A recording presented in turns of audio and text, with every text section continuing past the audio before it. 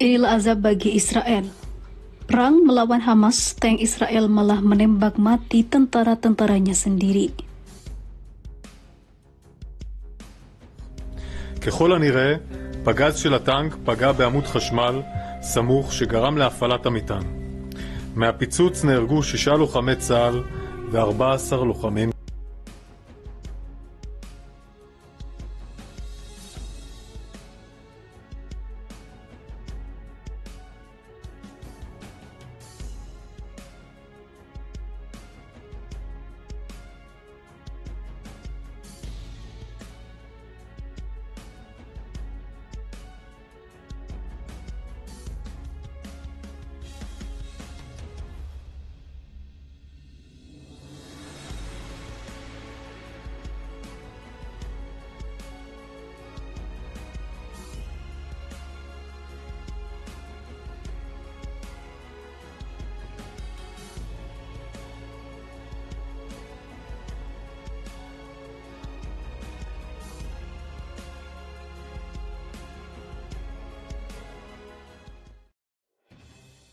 Sebuah tank tempur pasukan pertahanan Israel atau IDF menembaki gedung di Gaza tempat tentara cadangan IDF berlindung ketika perang melawan Hamas berkecamuk.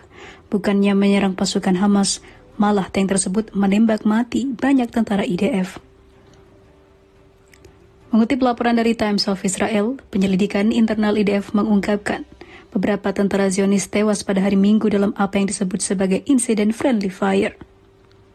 Menjelang penembakan mematikan tersebut, satu detasmen pasukan Israel telah disergap oleh pasukan Hamas di sepanjang salah satu rute utama yang melintasi daerah kantong tersebut.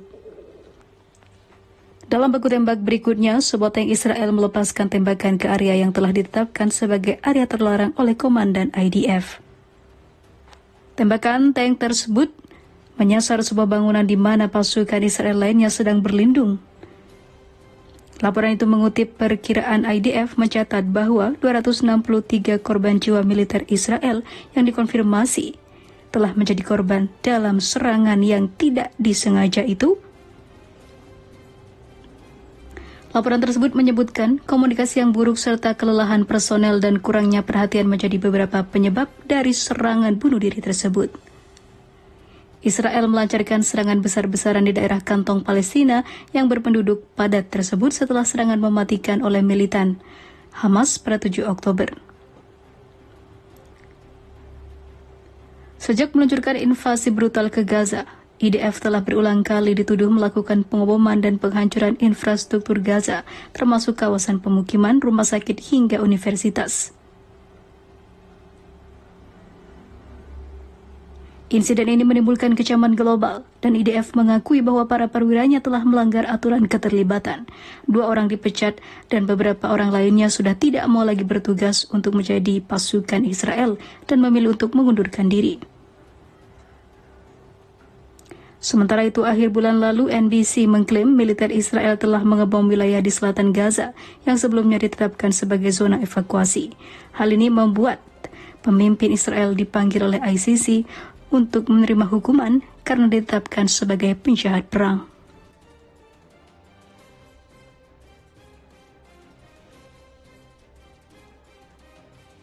Pecah perang saudara di Israel, Tel Aviv rusuh, polisi Israel bentrok dengan warga Israel pengunjuk rasa.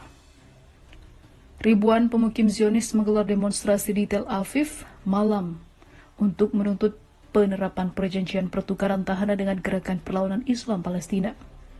Polisi Israel membubarkan para pengunjuk rasa dengan meriam air dan menangkap sejumlah demonstran. Kerusuhan pun makin panas dan pecah karena aksi baku hantam.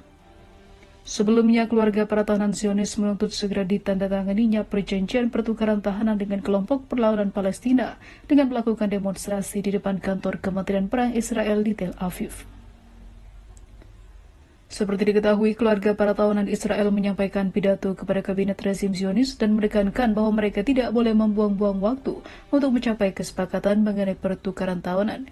Jika tidak, bisa habis mereka semua.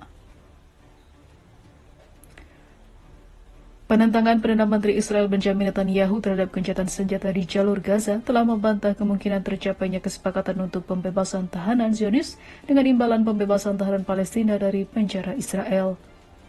Sejumlah tahanan Zionis tewas akibat pemboman brutal militer Israel di berbagai wilayah jalur Gaza. Hal ini menyebabkan para keluarga yang menjadi sandera sangat pesimis terhadap pasukan Zionis. Mereka pun melakukan aksi rusuh hingga saat ini.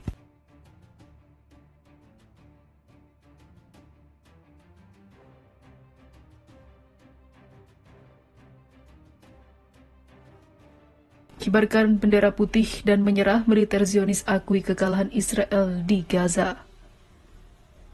Jenderal pasukan cadangan rezim Zionis menyerukan berakhirnya perang di jalur Gaza karena sudah terang-terangan bahwa sesungguhnya banyak tentara Zionis yang tewas karena serangan dari pasukan perlawanan Palestina dan juga Iran. Juga karena Israel telah gagal dalam meraih tujuannya dalam perang di Gaza. Itakbrik, Jenderal pasukan cadangan rezim Israel, menunjukkan bahwa tujuan Israel di jalur Gaza dan mengatakan Israel harus mengumumkan berakhirnya perang di Gaza. Serangan terhadap Rafah di selatan jalur Gaza tidak akan banyak membantu karena Israel telah kalah perang melawan kelompok Hamas. Brik mengakui tidak ada kekuatan yang dapat menghancurkan pasukan perlawanan selamanya karena pasukan Gaza sangat solid meskipun dengan senjata seadanya dan tidak disokong negara besar seperti Amerika.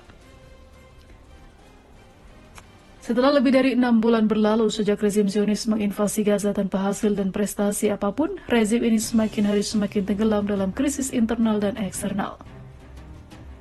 Selama periode ini, rezim Zionis tidak mencapai apapun selain kejahatan, pembantaian, perusakan, kejahatan perang, pelanggaran hukum internasional, pemboman organisasi bantuan dan juga kelaparan di wilayah ini.